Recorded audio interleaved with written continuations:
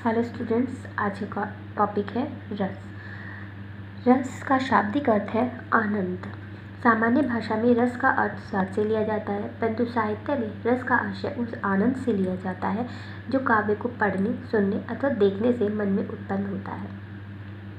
इस प्रकार काव्य पढ़ने, सुनने या अभिनय देखने पर विभाव आदि के सहयोग से जिस आनंद की प्राप्ति होती है उसे ही रस कहा जाता है, और इस रस को काव्य की आत्मा भी कहा जाता है। रस के अवयव या अंग। रस के 4 अवयव या अंग भरत मुनि ने माने हैं। वो 4 हैं: स्थायी भाव, विभाव, अनुभाव, संचारी भाव। सबसे पहला है स्थायी भाव। मनुष्य के हृदय में हर समय रहने वाले भाव स्थायी भाव कहलाते हैं। ये सुप्त अवस्था में रहते हैं, किंतु उचित अवसर पर स्वयं जागृत या उद्दीप्त हो जाते हैं और विभाव, अनुभाव तथा संचारी भाव द्वारा पुष्ट होकर किसी रस विशेष में परिणत हो जाते हैं।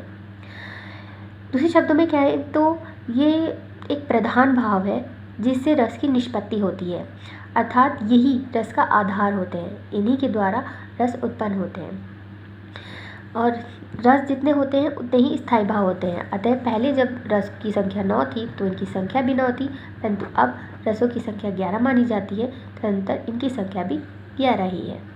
सेकंड है विभाव। स्थायी भाव के उत्पन्न होने के कारण को विभाव कहते हैं, अर्थात वे कारण जिनकी वजह से स्थायी भाव उत्पन्न होते हैं विभाव कहलाते हैं। विभाव 2 प्रकार के होते हैं: आलंबन और उद्दीपन। आलंबन जिसका सहारा पाकर स्थायी भाव जगते हैं आलंबन कहलाते हैं, जैसे कि नायक और नायिका।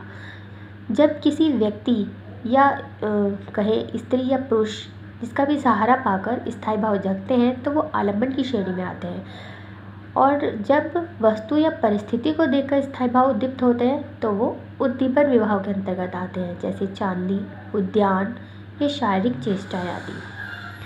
आलंबन और उद्दीपन में सिर्फ यही फर्क है, आलंबन व्यक्ति के कारण जगते हैं और उद्दीपन वस्तु या परिस्थिति को देखकर।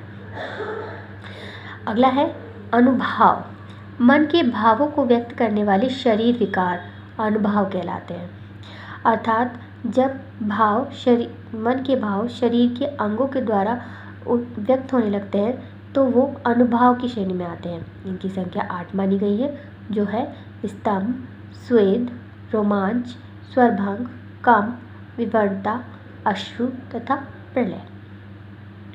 इन 8 अनुभवों के माध्यम से ही रस की निष्पत्ति होती है, या यूँ कहें कि स्थायी भाव पुष्ट होता है और जिससे रस की निष्पत्ति होती है।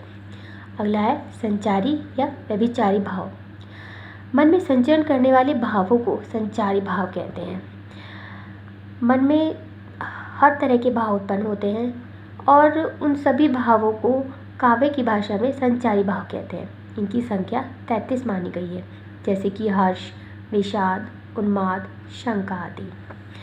ये 4 अवयव हैं जिनके माध्यम से रस की निष्पत्ति होती है, और इन्हीं के द्वारा रस पुष्ट होकर आनंद को व्यक्त करता है। रस के अंतर्गत जो कुछ बातें हैं जो हमारे लिए जाननी आवश्यक है वो है कि श्रृंगार रस, ये रस जो है वो रसों में सबसे श्रेष्ठ माना जाता है, इसलिए इसे रसराज या रसपति कहा गया है।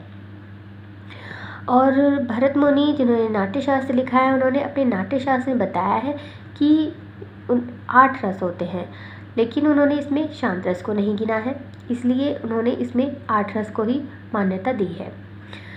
उन्होंने श्रृंगार रस के अंतर्गत ही वात्सल और भक्ति रस को माना है, और इसीलिए रसों की संख्या उन्होंने 9 ही मानी है। नाटक के अंतर्गत उन्होंने शांत रस को नहीं माना है, लेकिन वैसे संख्या इनकी 9 ही है और 9 ही मानना उपयुक्त है। लेकिन आजकल रसों की संख्या 11 मानी जाती है, यानी कि भक्ति और वात्सल्य रस को अलग अलग मान के रसों की संख्या 11 मानी गई है। आज के लेक्चर में इतना ही। अगले लेक्चर में हम इनके प्रकार के बारे में बात करेंगे। धन्यवाद।